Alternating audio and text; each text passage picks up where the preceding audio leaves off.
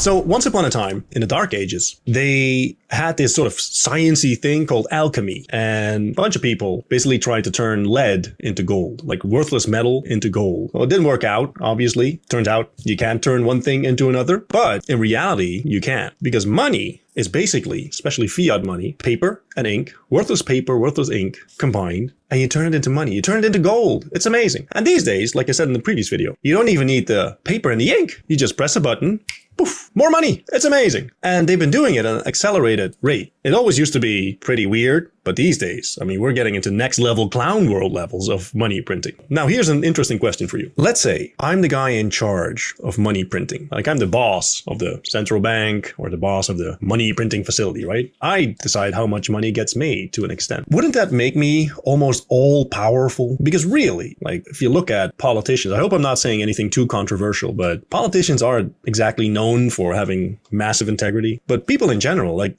money gets a lot done. And guess who's in charge of these institutions? You have no idea. It's weird. If you're someone that still believes in elections, let's say, hypothetically, like you really believe that, it would interest you to know that these people aren't elected by the people. Like the people in charge of your money supply, there wasn't any election for them. They didn't campaign. They didn't have to amass like public support. That's not a thing. You can't vote for these people. And I don't want to delve too deep into conspiracy theory and conspiracy territory, but let's just say that the most powerful families on the planet have had their hands in the money-making game for a long time. Since the Napoleon Wars, maybe before, they've been a very strong force in the money-making world. If you're watching this and you have this burning desire to have a question and just the question needs to sort of cut through all the clutter and all the noise and you want to get right to the answer, like a machete through a spaghetti strand.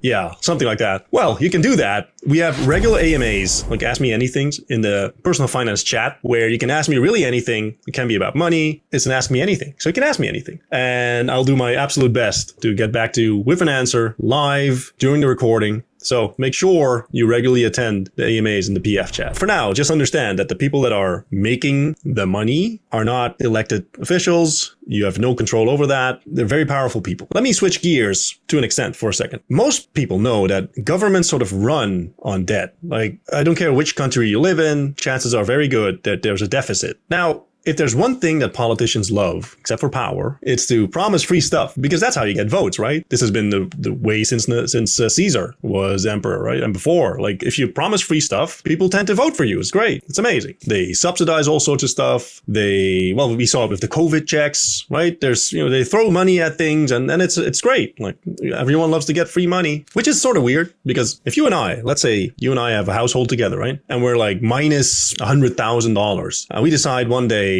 let's go to the supermarket, throw an epic party. Just, buy loads of booze and, party chairs and whatever, everything you need for partying. And you go to the supermarket and you get to the cash to the checkout and you're minus 100,000. Well, they don't sell you their stuff because you don't have any money. You can't go further than, whatever, minus 100,000. Well, this isn't the same for the government. They just make more money. Well, to be technical, they loan more money from the central banks that we talked about before. But again, that's a little bit too deep into this whole material. You can always look that up for yourself. But for now, let's say they just make more money, right? Create it out of thin air again. Poof, fairy dust. Now, you pay taxes on everything. There's no way to sort of prevent paying taxes at all because every time you buy something, you pay sales tax, you pay income tax, you pay property tax.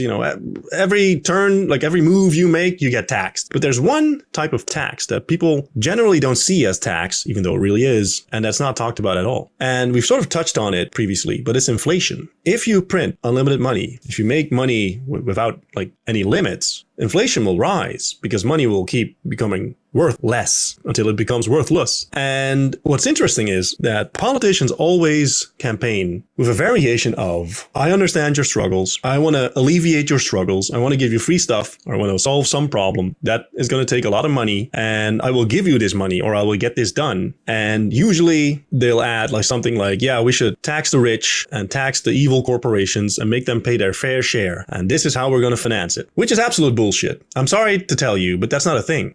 One, there's not enough rich people to tax because the expenditures are mind-boggling. You really can't imagine like how much money is wasted on all of this stuff. And two, rich people have the means to avoid the taxes, to find the loopholes. And three, the politicians put the loopholes in because of their rich friends and donors. So what really happens, and this has been happening for decades, so I'm not telling anything new. What really happens is that they promise free shit, then they print unlimited money to give said free shit. Then the money devalues, and guess who gets screwed over by that? It's not the rich people. Rich people don't care what bread costs, or what gas costs, or what a banana costs. It's the lower and middle class that get crushed, which is ironic because those are usually the people that are voting for the politicians promising them free stuff. So someone says, here's some free stuff. And the second you take it, he'll sort of grab all sorts of other things from your backpack. Say, oh, well, okay, but this is now more expensive, and milk is more expensive, and meat is more expensive, and gas is more expensive. And I don't understand. It's probably the fault of rich people.